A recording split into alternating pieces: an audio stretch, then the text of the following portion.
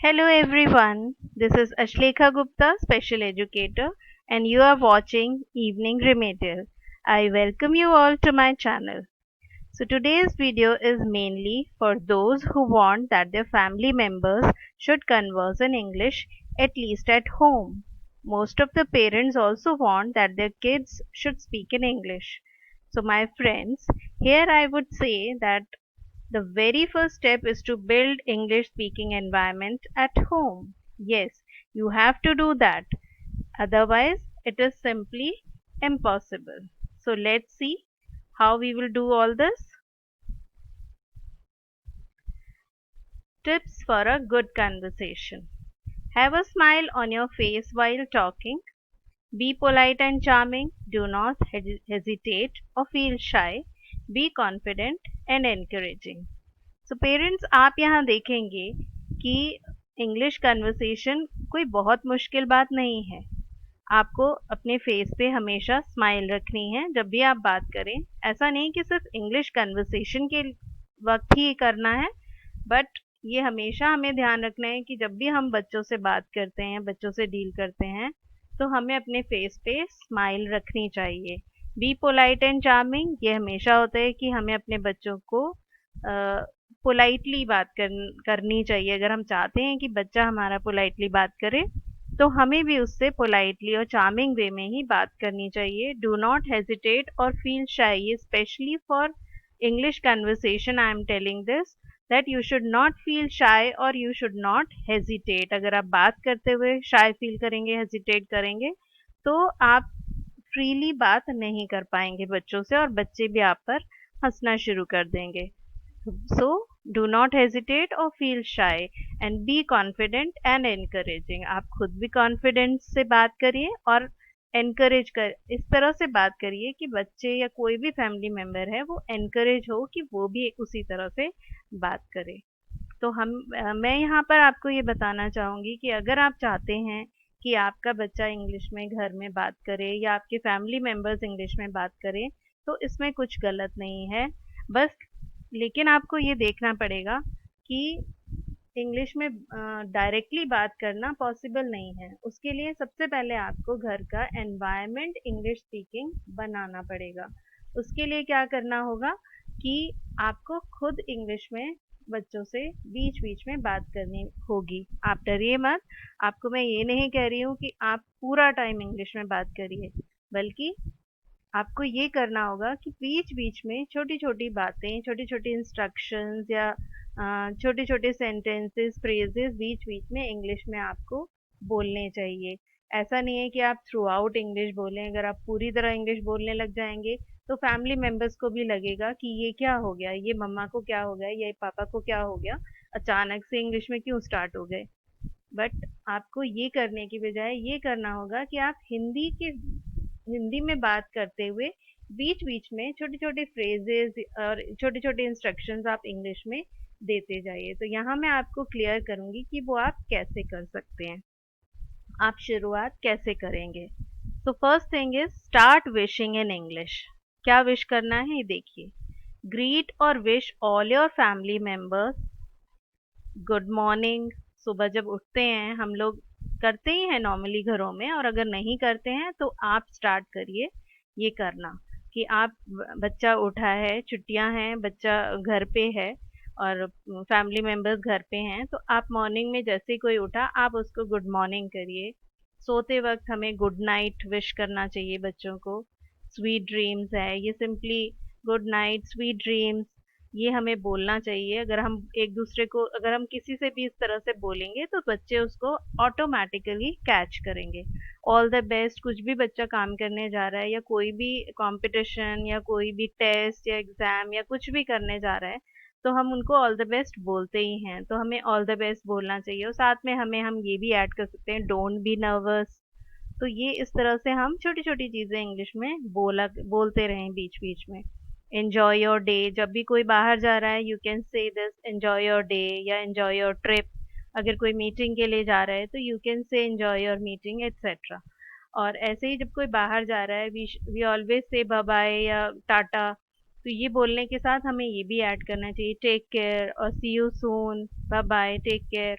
तो ये इस तरह से अगर हम बोलेंगे तो बच्चे सुन सुन के इस चीज़ को कैच करेंगे, एंड आई एम श्योर कि जब आप बार बार इस चीज़ को रिपीट करेंगे या बच्चे रोज़ इस तरह की कन्वर्सेशन को सुनेंगे तो ये सब कुछ कैच करेंगे और बोलना स्टार्ट कर देंगे।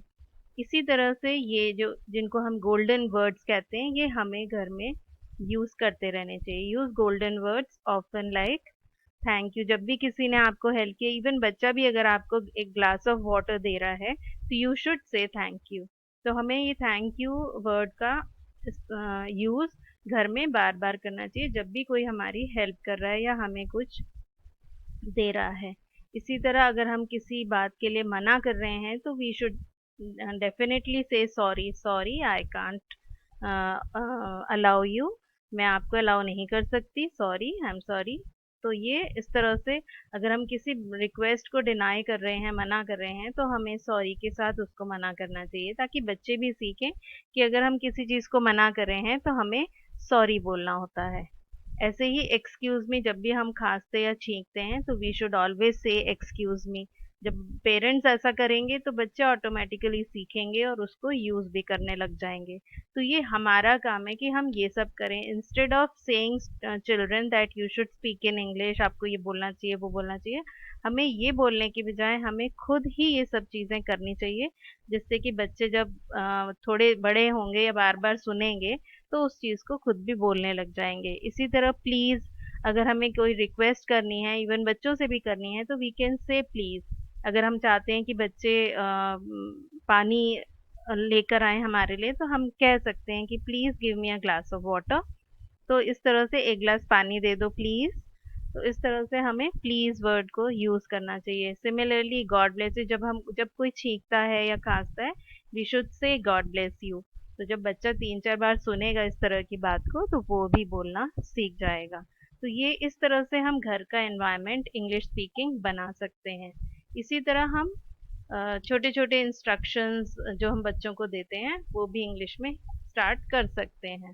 तो start giving common instructions in English. अब देखिए, give simple instructions in English using phrases like come here. अगर हम हर वक्त बच्चों को ये बोलते हैं इधर आओ इधर आओ, हमें इधर आओ बोलने की बजाय बीच बीच में कम हियर भी बोल सकते हैं हम। अगर हम इस तरह से छोटे छोटे फ्रेजेस बीच में बोल देंगे, बच्चों को ऑकवर्ड भी नहीं लगेगा और आपकी हैबिट में आएगा और बच्चों को इंग्लिश सुनने सुनने की हैबिट पड़ेगी। अगर बच्चे बिल्कुल इंग्लिश घर में नहीं सुनते हैं तो वो बोलेंगे भी नहीं। तो उन्हें इंग्लिश सुनने की हैबिट भी होनी चाहिए घर में, जिससे कि वो बोलें उसको, उनको बोलने में हेजिटेशन ना हो। तो इसी तरह ये इंस्ट्रक्शंस हम घर में दे सकते हैं, come here, seat straight, call your dad. अगर हम हमेशा बोल रहे हैं जाओ दीदी को बुलाओ, तो आप बोल सकते हैं गो एंड कॉल योर दीदी। तो ये आप छोटे छोटे इंग्लिश के सेंटेंसेस, ये हम सबको आते हैं बट हम बोलते नहीं हैं। हम उसके लिए थोड़ा सा हमें कॉन्शियस होना चाहिए कि हमें ये इस तरह की फ्रेजेस बोलने हैं। अगर हम शुरू में थोड़ा कॉन्शियसली, हमें स्टार्टिंग में थोड़ा कॉन्शियस होना पड़ेगा but later on it will become our habit. So give me a glass of water, अगर हम बच्चे से पानी मांग रहे हैं तो जाओ please give me a glass of water, तो हम ये बोल सकते हैं। बच्चे को ऑकवर्ड भी नहीं लगेगा। आप पूरा हिंदी में बोलिए, बीच में थोड़ा सा इंग्लिश में बोल दीजिए, तो वो बच्चों को ऑकवर्ड नहीं लगेगा। गो एंड स्टडी, सारा दिन यहाँ बैठे हुए हो, इतनी देर से खेल रहे हो, गो एंड स्टडी, इस तरह से आप बोल सकते हैं। Go and take bath, leave the mobile, हर वक्त मोबाइल में क्यों लगे हो, लीव द मोबाइल। तो इस तरह से आप उनको इंस्ट्रक्शंस इंग्लिश में दे सकते हैं। जब आप ये छोटी छोटी चीज़ें बोलेंगे तो बच्चे भी ऑब्वियसली सुनेंगे और फिर बाद में बोलेंगे। If you want to restrict your child from doing something simply use don't. अगर हमें किसी चीज़ के लिए बच्चे को मना करना है तो हमें डोंट यूज करके हम उसको मना कर सकते हैं। जैसे कि यहाँ पे मैंने आपको बताया है, don't go out, don't shout, don't jump on the bed, don't use knife, don't tease your brother. अगर हमें कोई भी चीज़ मना करनी है तो डोंट के साथ हम उसको मना कर सकते हैं। Don't do this, stop doing this. तो इस तरह से हम ये घर में एनवायरनमेंट को थोड़ा सा इंग्लिश स्पीकिंग बना सकते हैं। अब यहाँ पे मैंने आपको 30 सेंटेंसेस और फ्रेजेस दिए हैं जो कि आप कॉमनली अपने किड्स और अपने फैमिली मेम्बर्स के साथ कैजुअली यूज कर सकते हैं। और ये बहुत कॉमन बातें हैं जो हम घर में आते जाते बच्चों से, हम कोई बहुत लंबी चौड़ी बात नहीं करते हैं बैठ के, वो तो कभी कभी ही होता है।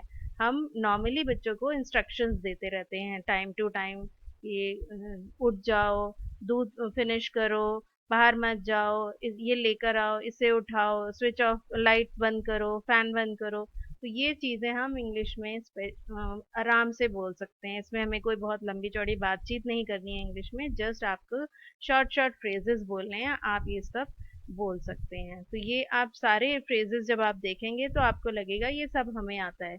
यस, ये सब आपको आता है, बट कॉन्शियसली आपको इनको यूज़ करना है।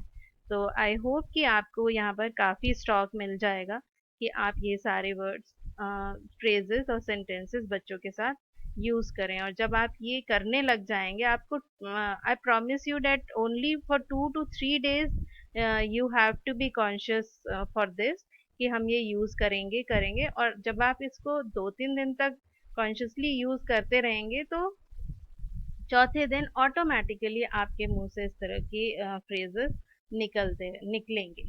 तो ये आपको हैबिट में लाना है, और आप जब आप खुद हैबिट में ले आएंगे, तो बच्चे इसको सुन सुन के ऑटोमेटिकली सीख जाएंगे। तो ये एक फर्स्ट स्टेप है कि हम बच्चों को कैसे एनकरेज करें घर में इंग्लिश बोलने के लिए।